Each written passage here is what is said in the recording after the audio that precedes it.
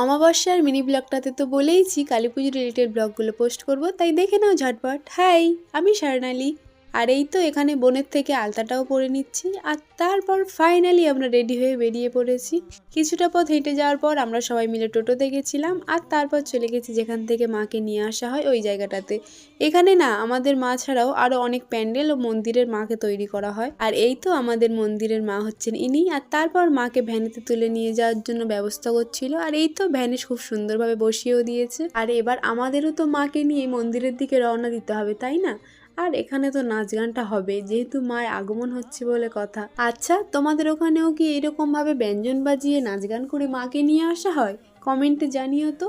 বছর ঘুরে একবার পুজো আসে বলে কথা, তাই সেই কদিন আমরা আমাদের ইচ্ছে মতো আনন্দ করে নিই। আর এই তো নাচাগানা করতে করতে মাকেও মন্দিরে নিয়ে আসা হয়ে গেছে। এরপর মাকেও মায়ের আসনে বসিয়ে দিয়েছে। তো দেখা হচ্ছে কালী পুজো পার্ট 2 মিনি ব্লগে। টাটা।